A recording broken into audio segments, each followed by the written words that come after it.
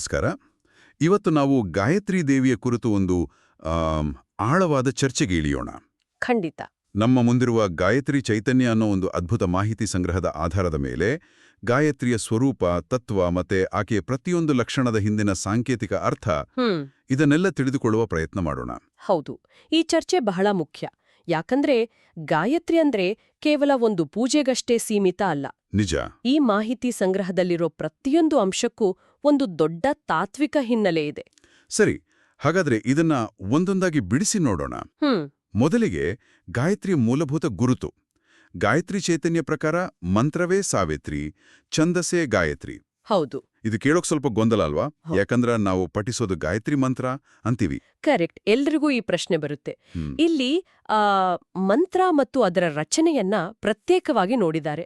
Okay. ನಾವು ಪಠಿಸುವ ಮಂತ್ರದಲ್ಲಿ ಪೂಜಿಸಲ್ಪಡುವ ದೇವತೆ ಸವಿತೃ ಅಥವಾ ಸವಿತಾ. ಸವಿತೃ.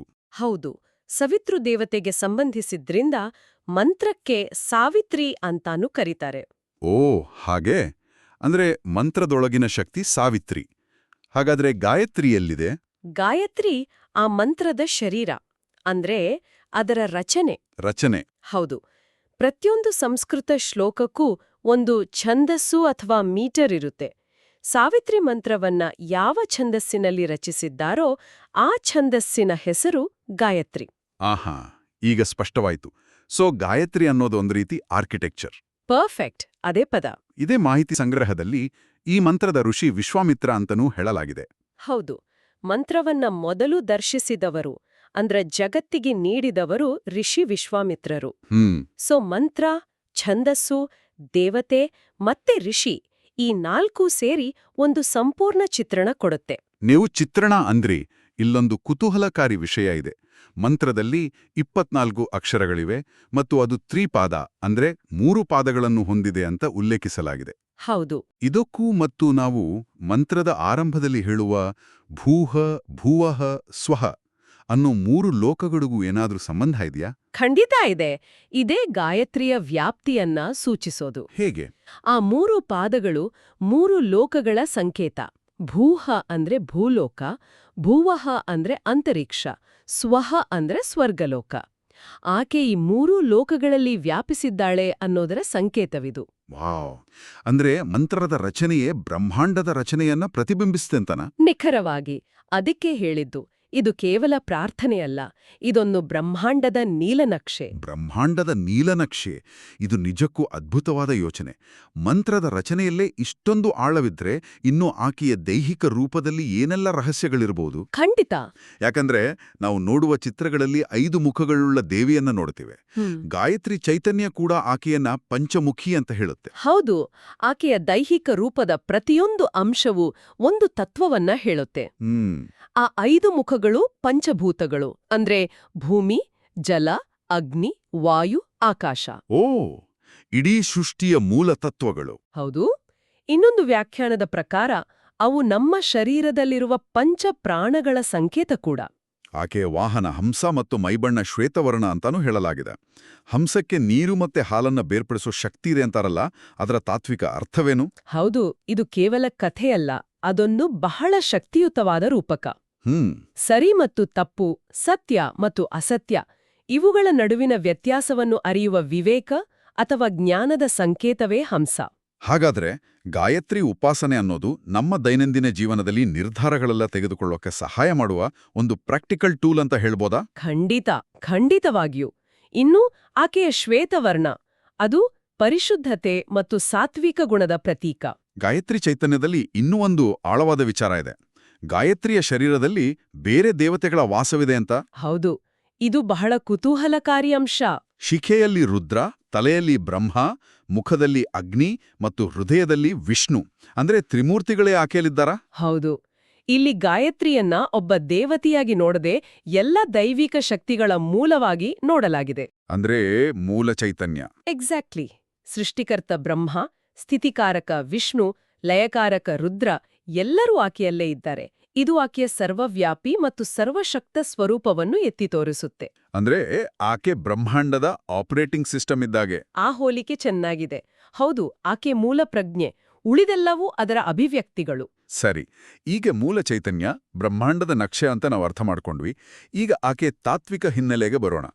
ಗಾಯತ್ರಿ ಚೈತನ್ಯದಲ್ಲಿ ಆಕೆಯ ಗುಣ ಸತ್ವ ಮತ್ತು ಗೋತ್ರ ಸಾಂಖ್ಯಾಯನ ಅಂತ ಹೇಳಲಾಗಿದೆ. ಸತ್ವಗುಣ ಅಂದ್ರೆ ಶುದ್ಧತೆ, ಜ್ಞಾನ ಅಂತ ಗೊತ್ತು. ಆದ್ರೆ ಈ ಸಾಂಖ್ಯಾಯನ ಗೋತ್ರ ಅಂದ್ರೆ ಏನು? ಇದು ಗಾಯತ್ರಿಯ ತತ್ವಶಾಸ್ತ್ರದ ತಿರುಳು. ಗೋತ್ರ ಅಂದ್ರೆ ಪರಂಪರೆ. ಸಾಂಖ್ಯಾಯನ ಗೋತ್ರ ಆಕೆಯ ಜ್ಞಾನ ಮಾರ್ಗದ ಪರಂಪರೆಯನ್ನು ಸೂಚಿಸುತ್ತೆ. ಜ್ಞಾನ ಮಾರ್ಗ. ಹೌದು. ಸಾಂಖ್ಯ ಅಂದ್ರೆ ಜ್ಞಾನ, ವಿಶ್ಲೇಷಣೆ. ಕಪಿಲ ಮಹರ್ಷಿಗಳು ಪರಬ್ರಹ್ಮನ ನಿರಾಕಾರ ನಿರ್ಗುಣ ಸ್ವರೂಪವನ್ನು ವಿವರಿಸಲು ಸಾಂಖ್ಯ ತತ್ವಶಾಸ್ತ್ರವನ್ನು ಬಳಸಿದ್ರು. ಓಕೆ. ಗಾಯತ್ರಿ ಆ ಜ್ಞಾನ ಪರಂಪರೆಗೆ ಸೇರಿದ್ದಾಳೆ ಎಂಬುದರ ಸಂಕೇತವೇ ಈ ಸಾಂಖ್ಯಾಯನ ಗೋತ್ರ. ಅಂದ್ರೆ ಆಕೆಯ ದಾರಿ ಕೇವಲ ಭಕ್ತಿಯದ್ದಲ್ಲ, ಅದು ಶುದ್ಧ ಜ್ಞಾನ ಮತ್ತು ವಿವೇಚನೆಯ ದಾರಿ. ಇದೇ ರೀತಿ ಪಂಚಕೋಶಗಳ ಬಗ್ಗೆಯೂ ಪ್ರಸ್ತಾಪವಿದೆ. ಅನ್ನಮಯ ಕೋಶದಿಂದ ಆನಂದಮಯ ಕೋಶದವರೆಗೆ ಎಲ್ಲವೂ ಗಾಯತ್ರಿಯೊಂದಿಗೆ ಸಂಬಂಧ ಹೊಂದಿದೆ ಅಂತ ಹೇಳಲಾಗಿದೆ. ಹೌದು. ಇದು ಗಾಯತ್ರಿ ನಮ್ಮ ಅಸ್ತಿತ್ವದ ಪ್ರತಿಯೊಂದು ಪದರದಲ್ಲಿಯೂ ಹೇಗೆ ವ್ಯಾಪಿಸಿದ್ದಾಳೆ ಅನ್ನೋದನ್ನ ವಿವರಿಸುತ್ತೆ. ನಮ್ಮ ಭೌತಿಕ ಶರೀರದಿಂದ ಹಿಡಿದು ನಮ್ಮ ಮೂಲ ಸ್ವರೂಪವಾದ ಆನಂದದವರೆಗೆ ಗಾಯತ್ರಿ ಚೈತನ್ಯ ಈ ಎಲ್ಲಾ ಕೋಶಗಳಲ್ಲಿಯೂ ವ್ಯಾಪಿಸಿ ಅವುಗಳನ್ನ ಶುದ್ಧೀಕರಿಸುತ್ತೆ. ಆಕೆ ನಮ್ಮ ಅಸ್ತಿತ್ವದ ತಿರುಳು, ಬ್ರಹ್ಮಾಂಡದ ನಕ್ಷೆ, ಹೀಗೆ ಎಲ್ಲವನ್ನೂ ತನ್ನೊಳಗೆ ಇರಿಸಿಕೊಂಡಿರುವುದರಿಂದಲೇ ಆಕೆಯನ್ನು ವೇದ ಮಾತೆ ಅಂತ ಕರೆಯೋದು ಅಲ್ವಾ? ಖಂಡಿತವಾಗಿಯೂ. ಯಾಕಂದ್ರೆ ಗಾಯತ್ರಿ ಚೈತನ್ಯದಲ್ಲೂ ಆಕೆಯ ಸಂತಾನವೇ 4 ವೇದಗಳು ಅಂತ ಸ್ಪಷ್ಟವಾಗಿ ಹೇಳಲಾಗಿದೆ. ಹೌದು. ದೊಡ್ಡ ಚಿತ್ರವನ್ನು ನೋಡಿದ್ರೆ ಗಾಯತ್ರಿಯನ್ನ ಕೇವಲ ಒಂದು ಮಂತ್ರದ ದೇವತೆ ಅಂತ ನೋಡೋಕಾಗಲ್ಲ.